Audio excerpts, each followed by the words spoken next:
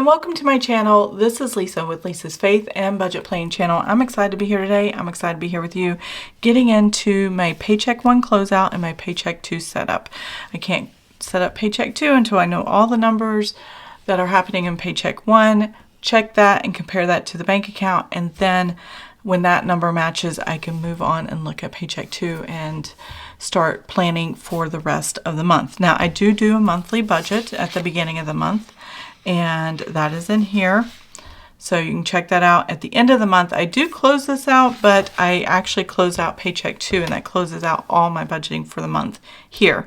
So once I have all the numbers. So these just kind of carry forward from the monthly budget, Paycheck 1, Paycheck 2, and my weekly check-ins are part of this. The weekly check-ins, the first 2 weekly check-ins are the spending categories here and those totals. So I can just come over here and take what I spent on grocery household week 1 and grocery household week 2, combine those numbers together, and that is what I have here.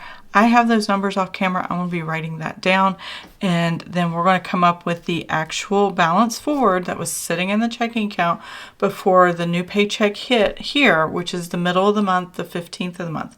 My husband gets salary check at the end of one month. I use for the first paycheck of every month. So the end of April, let's see, the 30th will be part of May. So this income goes to May.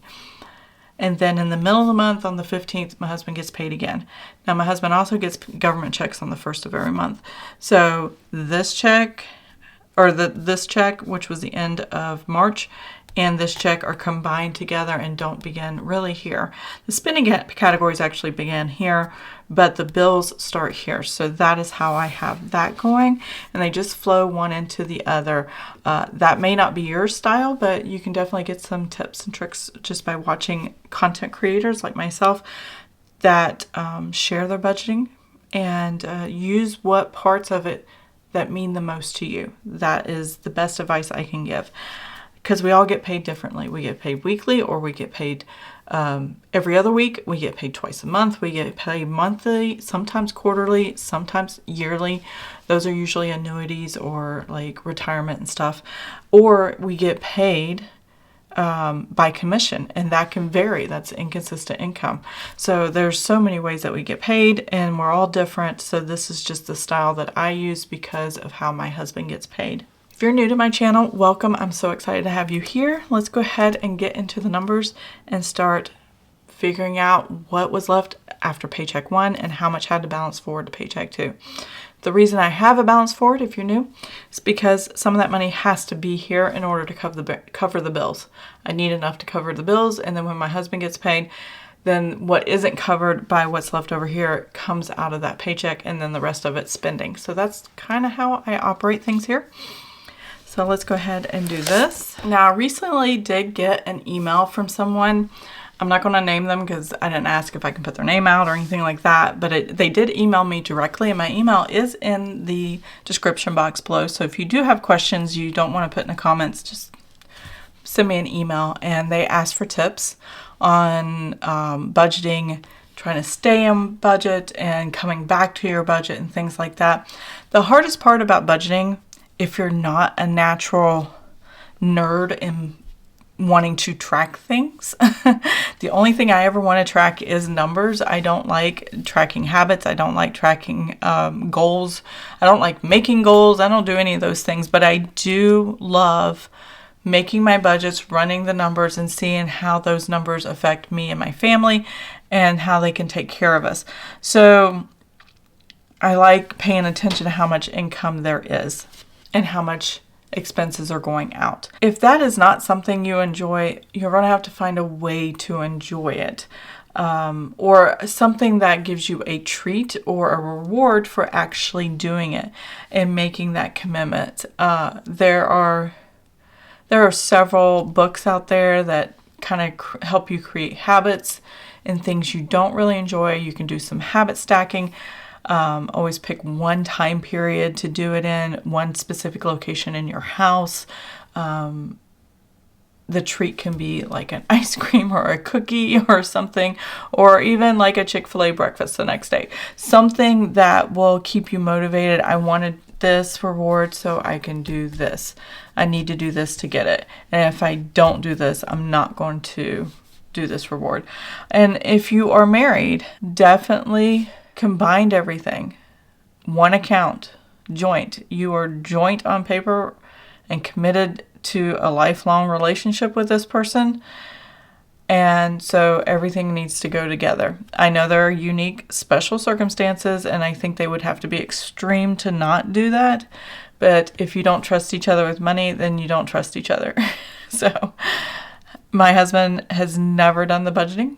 I've always done accounting classes, and I have an associate's degree. And so when he married me, he looked at me as if he married the accountant of the family, and he didn't want to do it. So I've always done it. And yeah, that is a natural talent I have.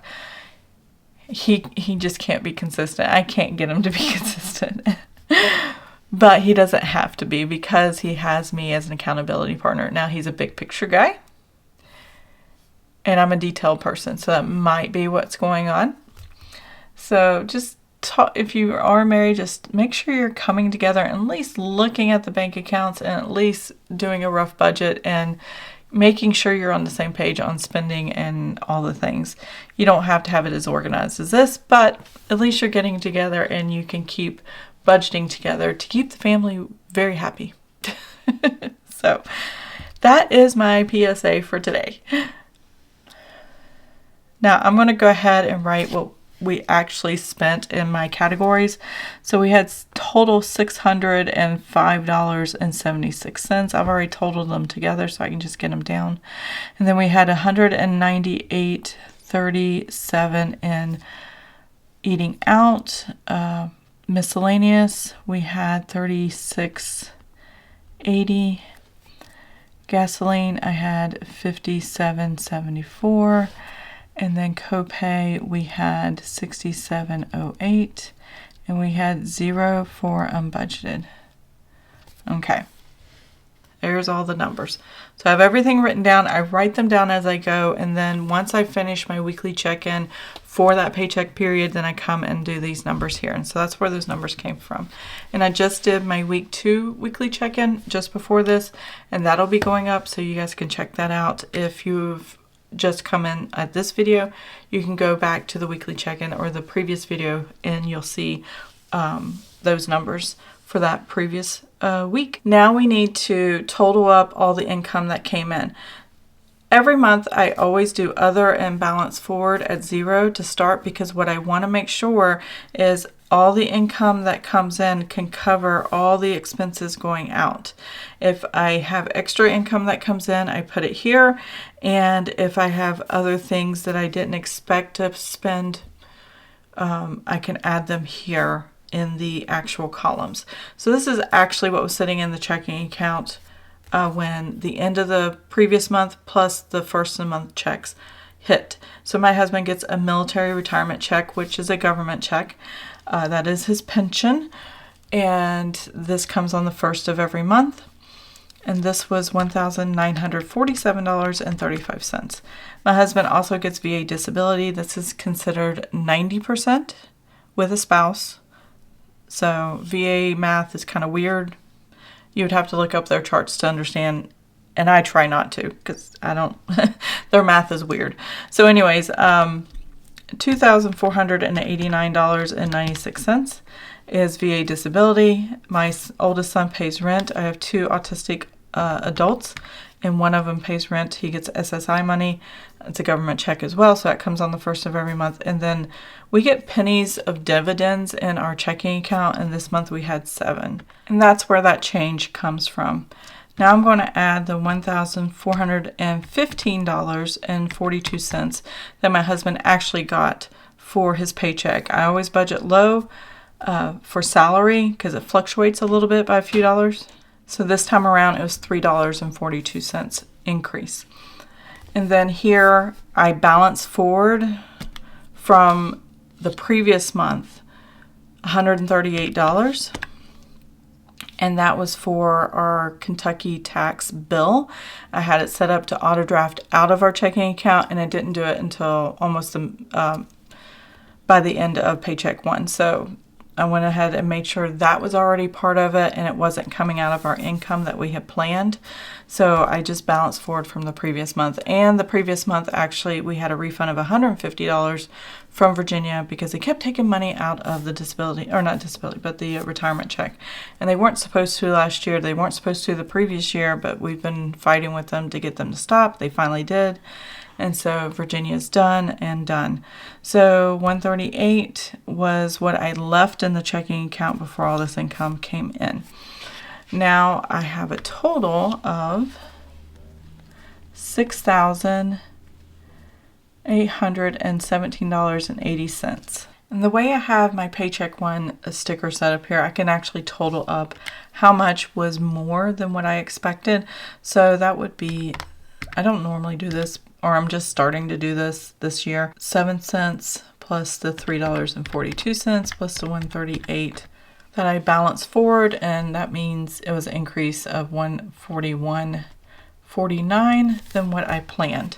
So that's just to give you an idea of what that looks like. Now let's move on to the actual column. So as you can see, I've already done the budgeted columns when I set up, but the actuals means everything has happened and I am right where I need to be. So this expense column is usually the fixed bills, but I forgot this one over here, so I just added it at the end of this. And this is usually variable or something that pops up that I wasn't planning, expected, or I changed and manipulated the budget to make it work. So we'll go through each of these columns. I'm going to total this up and I will be right back.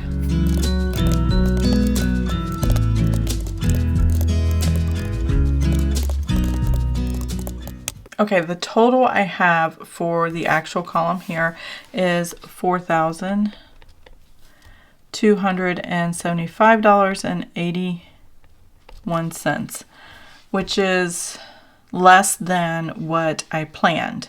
So I budget low for income and high for expenses. That kind of brings in a natural buffer. So I always budget $50 for water.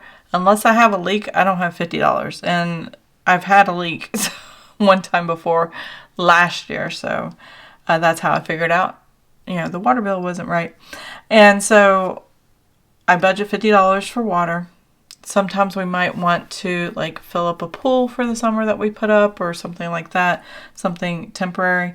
And so there's the water, and then my actual water bill was $33.83.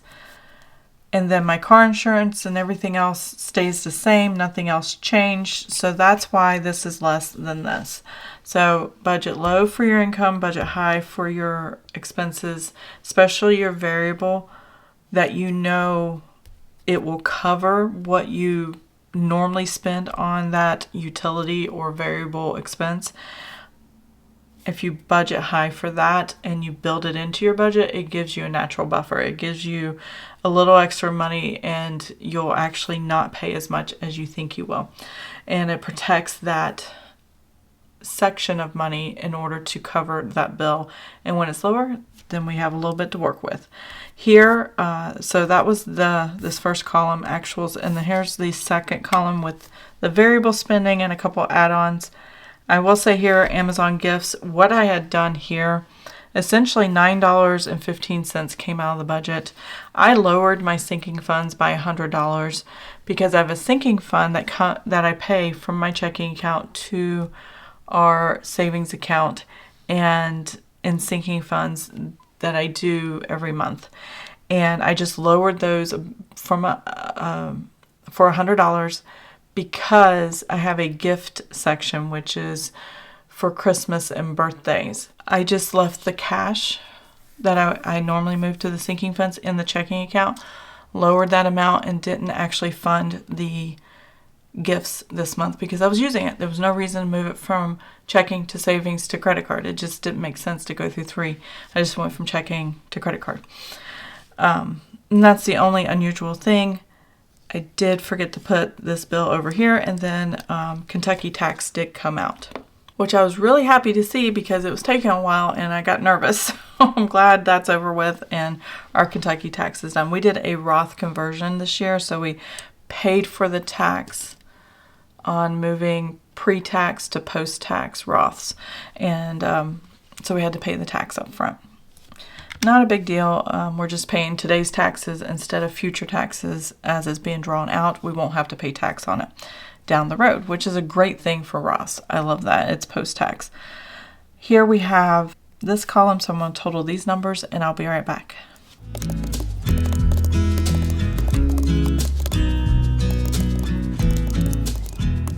So we actually spent more because I added these 3 lines, and that was $1,222.43. This was a bill that went up. Again, I printed more than my allotment and what I had rolled over for the month of March.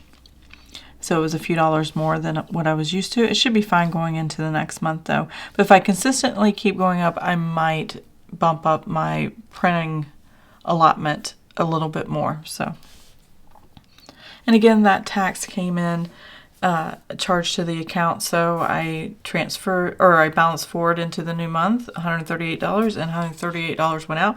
So they kind of cancel each other out. Now I need to figure out how much I'm actually balancing forward from paycheck 1 to paycheck 2. That's where we're at right now. So I have up here $6,817.80 minus $4,275.81 and minus the $1,222.43. There we go. That leaves me a balance forward of cash sitting in my checking account on the 14th, the night before my husband's paycheck post on the 15th, $1,319.56. Now I'm tracking all of this on paper, but these are actual transactions that hit the checking account. And I can open my checking account online and look at it and go, yep, that happened, yep, that happened, yep, that happened. Oh, I got to change this because this adjusted. And then that's how I get my actuals. So I write them down as they actually happen. And that's just what makes sense to me. And that means I'm pretty accurate because I'm tracking as I go my checking account as well as my spending.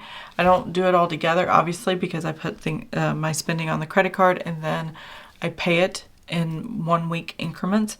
So these are the 3 bills or 4 bills that actually hit the credit card. So when that week hit, I just paid them.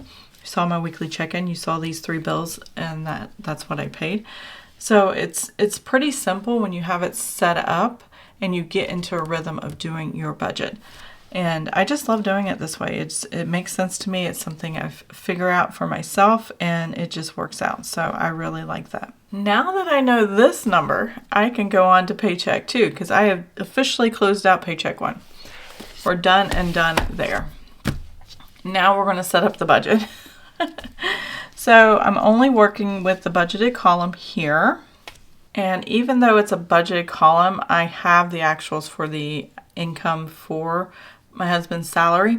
So we're going to work with the actuals. The month's not over. If any income comes in, I will just put it here in the actual, but I'll put 0 here in other. And basically I balance forward. This is what was sitting in checking account before the new pay hit. That number here. And that is $1,319.56. And because it's also the actual, I'm just going to go ahead and write it over here so I don't have to later or remember to do it right later because I've already got that figured out. Check mark means it's even, and I verified that. So my husband's salary, a while back I mentioned that his job decided to bump him up. He's an environmental scientist 1. He was an environmental scientist 1, but they wanted him to be an environmental scientist 3 so he could do specific things that he wasn't doing. And so he was definitely qualified to do it. He just didn't have the pay grade to do it, and he got approved to do it. So the salary he's now getting is, this last paycheck was $1,689.69. So that was a $277 increase, roughly, if I remember right, when I was writing down the numbers. So I'm going to put 0 here because I'm not planning for any extra income. And because I see the pending deposit, or it's already posted, I know this actual number. Now, this actual number will be fluctuating like always, because my husband's job takes him from county to county, and there's specific counties that he pays tax to, and it fluctuates a little bit. I don't really understand his paycheck. I just roll with the flow. So I'm thinking about, for right now, setting my lowest amount to $1,680 as my baseline for going forward. Now, here, my baseline was $1,412. That was the minimum I was expecting. So I'm just going to drop these last 3 numbers, and it's going to be $1,680. And that will be my minimum, unless it drops. And there's always a possibility, if I see it go lower, then I'll change it to lower. We'll see.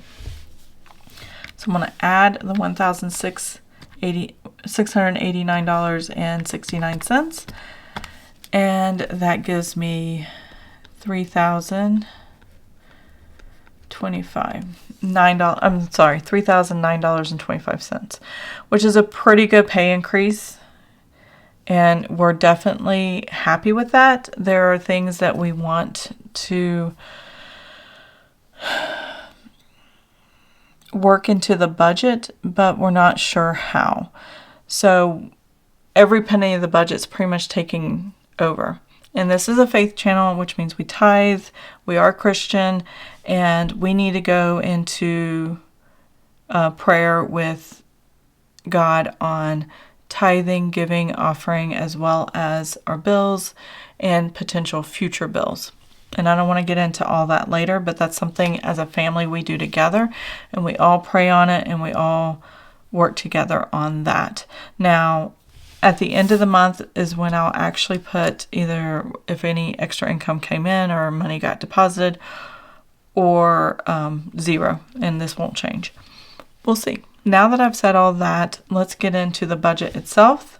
I'm not changing our tithing. I might do an extra offering because we do have extra money. I don't know, but our tithing is already kind of set, so we'll deal with that next month.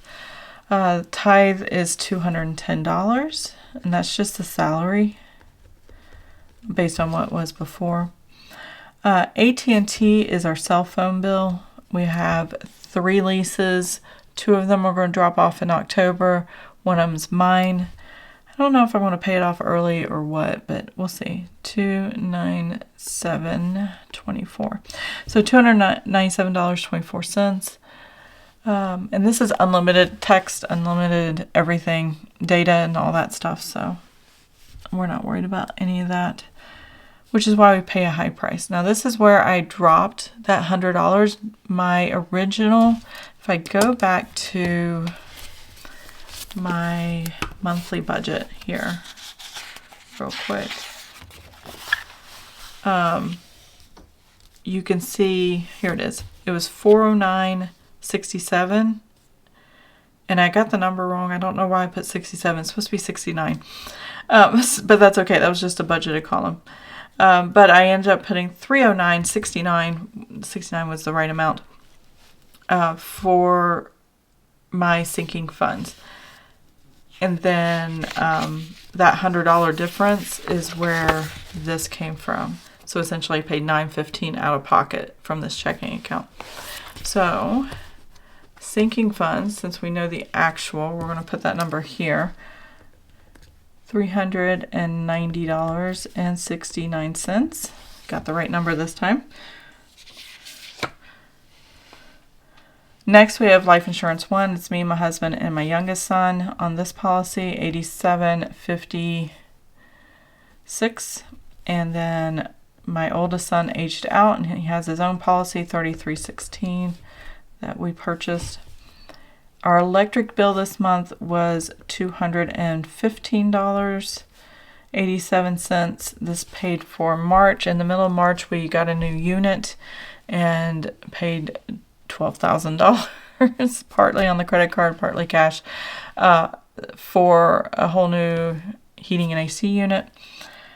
So this should be dropping because the weather's, well, I don't know if it's going to be dropping much because we don't pay natural gas. We don't have that. But I think it will, because we're getting into moderate temperatures finally, and it's not freezing all the time, the heat and AC should be running less. So that's okay. USCCA is my husband's bill, and that is $43.18.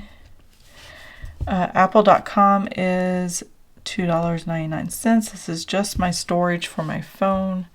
And then $65.82 is my Vivint home security monitoring system.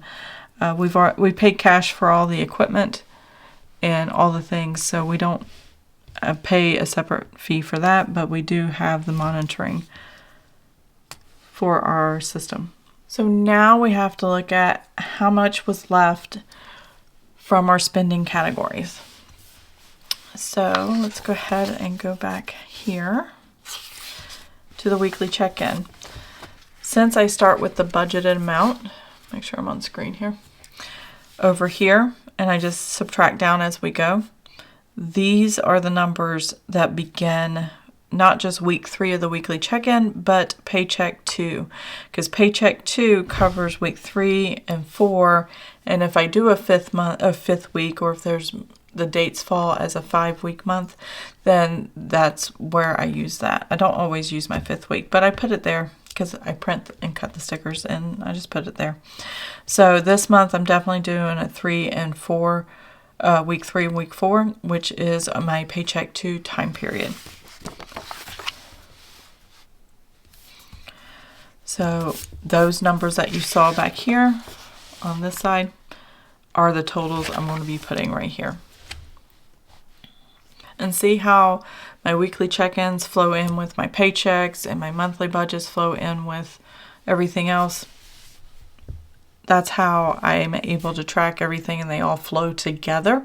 And it gives me a peace of mind that I know where my money's going and where, if I'm doing what I want or what I need for my budgeting for my family. So it's always been my responsibility, and I enjoy it. So it works out really good.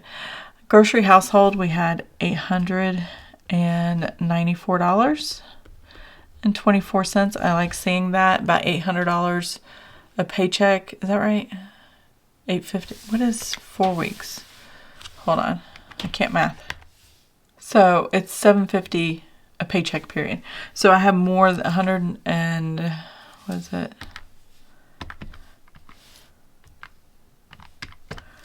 I have $144 more than I needed or that I planned for Paycheck 2. So that's good. I like that. I like seeing that. So next I have restaurants. That's what REST stands for. It's just abbreviated. The number I have is $201.63. And that will give me about $100 a week. I'm good with that. Miscellaneous is $113.20. So if there are random items that don't fall under grocery household or restaurants or gasoline, I can use from miscellaneous. I try not to have too many categories, so that's just like a catch-all category. Like I recently bought my son some shorts that he requested. So because he pays rent, part of that rent money is things like groceries and utilities and mortgage and things like clothes and stuff. So that's why I'm able to go ahead and buy something like a pair of shorts or a package of socks or whatever it is he needs. Next, I have gasoline, which is $167.26.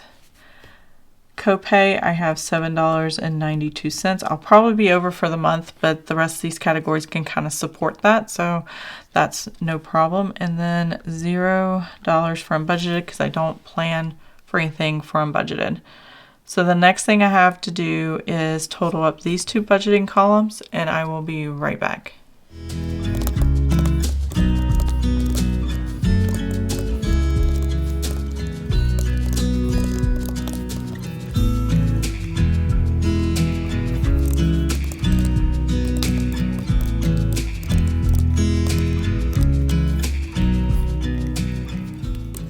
Okay, I have all my columns filled out as far as my totals. I know how much income is coming in. I know how much in bills is coming out and what I have available for spending or how much I plan to spend. And we're going to come up with an estimated end of the month, EOM. I learned this term, military, the way my husband got paid in the military is the same way he gets paid now. It gets paid in the middle of the month and then at the end of the month. And that was always the first of the next month's income that I used to pay bills with. So end of the month, estimated and actual. These are new stickers for me. I've been trying out. I really like how they're working out. And it just kind of gives me a representative place to put down what's going on. I love doing stickers and coming up with new things. And I'm enjoying this. So what I'm going to do is take what I have in actual income and budgeted income, which is pretty much all my actuals right now. Unless something else comes in later in the month, this is going to stay the same. $3,009.25, and I'm going to subtract the bills that I know I have to pay, and I know their totals. The electric bill I know is definitely going to not change, and that's the only variable bill that I have in utilities. So I'm going to subtract the $1,346.51, and then I'm going to subtract the $1,384.25, which is what I have earmarked or put a hedge around or pulled separate as far as money goes in the account to cover the spending for the rest of the month. So that's what I have left that I plan on spending. And then this is divided up into these categories. So I can look at it both ways. I've got all these different categories. This is all I can spend per category. Or I can look at it and go, I have 2 weeks left in the month, and this is the total I have in cash available for these 6 categories. How does this work? What is this going to do? Actually, 5 categories. Unbudgeted is never really a number. That's actually something totally separate, and I'll show you that in a second. So let's see what the estimated balance left over. So, wow, okay. Praise God for the pay raise. Thankful for that. We have an estimated end of the month $278.49. Wow. That is amazing. So there's a few things here we can talk about doing. Now, when I said earlier, I use the buffer of my checking account. This is my buffer, essentially. End of month estimated amount or buffer or potential savings, whatever you want to call it. Potential spending. I don't know. It's up to you. It's your money. So you get to make those decisions. But for me, this is the estimated end of the month. And I look at that as a really nice number. That's about the increase of what really the difference was for our paycheck period. So if I minus, let's see, I think my original estimate would have been 80 cents if that hadn't gone up. So yeah, we went up to $77.69 essentially from my planned, which was $14.12, which was my planned income, but it went up to $16.89.69. So it went up this amount. So really, if the paycheck did not increase, my estimated balance would have been 80 cents. But because my husband did get an increase in pay, we weren't actually expecting this increase in pay until the end of the month of this month for the first of the next month. So May was when we thought we were getting it time period. But we got it early. So this is kind of a bonus. But we've put a lot on the credit card. It's a lot. We need to pay it down. So at the end of the month, I should be doing a debt update on everything that went on the credit card for vacation, we're planning to pay that part off. In our minds, it was the rewards cash that we get with this particular card.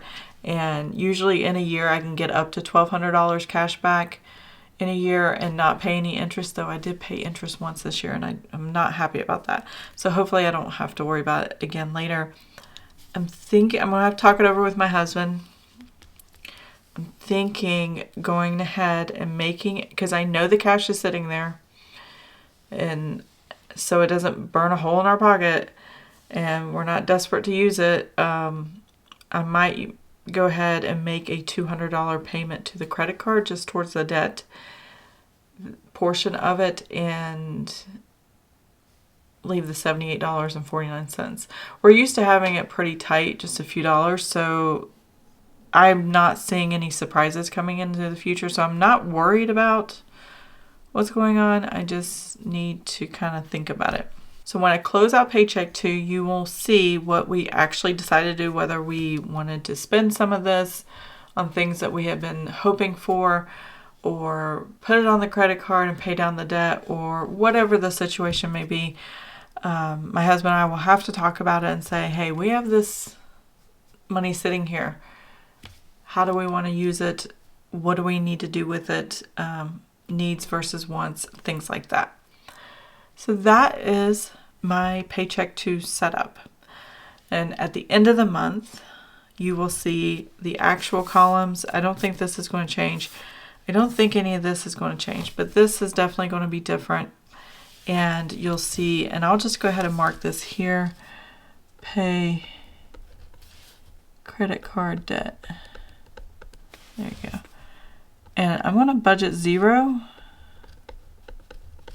because I've already got this number. And I always do this if I use these extra lines here. I can use a line to cover how I'm going to pay the credit card out of the checking account, because everything, this is representative of my checking account only.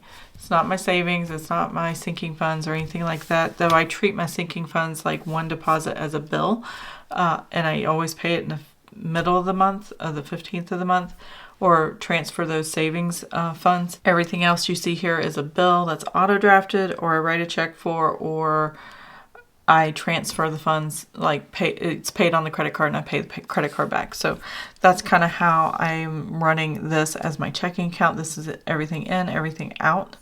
And yeah, that's where I'm at right now. This closes out my Paycheck 1 and sets up my Paycheck 2, and I'm ready for the rest of the month. And, I hope you enjoyed this video. If you did, please give it a thumbs up. If you want to see more of my videos, please subscribe to the channel. I will see you guys next time. Have an amazing and blessed day. Bye. In the wildest dream, I'd see you again. Never dreamed about nothing else other than you. I always thought I'd be waiting